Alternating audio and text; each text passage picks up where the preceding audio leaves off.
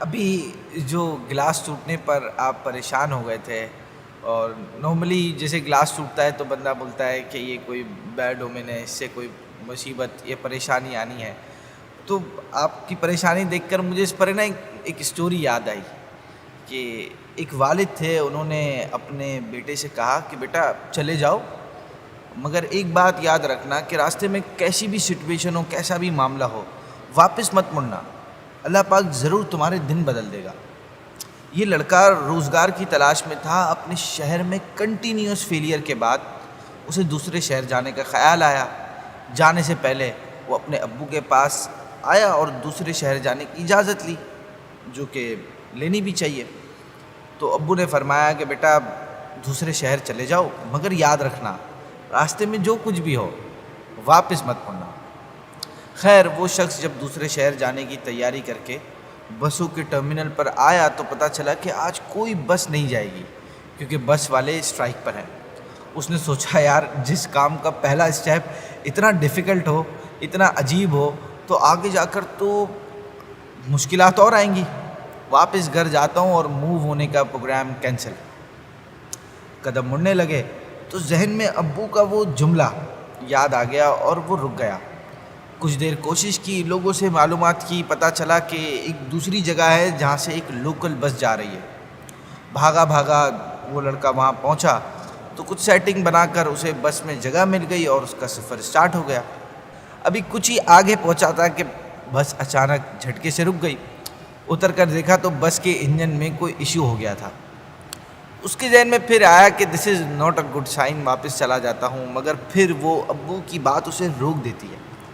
اور پھر کافی آورز کے بعد یہ مسئلہ ختم ہوا اور پھر جرنی اس کی اسٹارٹ ہو گئی. راستے میں بہت ساری جگہوں پر اس کے ساتھ بہت سارے ایشوز آئے، مگر ایوری ٹائم اسے وہ ابو کا وہ جملہ یاد آ جاتا تھا اور وہ رک جاتا تھا.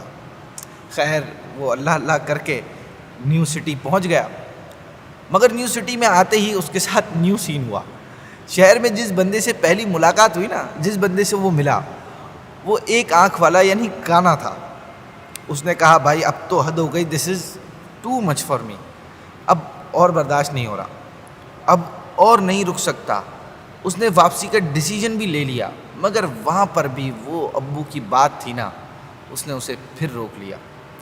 سفر کے اسٹارٹ سے لے کر اب تک جو بھی عجیب و غریب سچویشن ہوئی نا، وہ اس پر ڈرا ہوا تھا اور بیٹھا سوچ رہا تھا کہ قریب اسے ایک ہوٹل نظر آئی. انہوں نے کہا وہاں بیٹھ کر چائے پیتا ہوں. تو وہاں چائے پینے بیٹھا تو اسے اپنا ایک پرانا ایک دوست تھا وہ نظر آیا. تو وہ دوست ملے اور اس نے اپنے دوست کو ساری سچویشن بتائی کہ میرے ساتھ کیا کیا ہو رہا ہے. تو اس کا دوست اچھا تھا، اس نے اس کو کہا کہ میری کمپنی میں ایک ویکینسی ہے، سی وی بھیج، مجھے ٹرائی کرتے ہیں، اللہ نے چاہا تو تیرا کام ہو جائے گا. اس نے تو بھائی ہاتھوں ہاتھ فوراً اس کو سی وی واٹس ایپ کر دی. اب رہنے کے لیے بھی اس کے پاس کوئی جگہ نہیں تھی، تو رات اسی دوست کے گھر رکا. صبح انٹرویو کے لیے اسی کے ساتھ آفس گیا اور اگلے دن جاب لیٹر اس کے ہاتھ میں آ گیا. اور جس منزل کی تلاش میں وہ نکلا تھا وہ اسے مل چکی. اب اس وقت اسے وہ ابو کا جملہ سمجھ آیا کہ وہ کیوں کہہ رہے تھے کہ بیٹا جو کچھ بھی ہو واپس مت مڑنا. کیونکہ اس لڑکی کی عادت تھی کہ وہ ہر ان یوزول چیز سے بدشگونی یعنی بیڈ اومن لیتا تھا.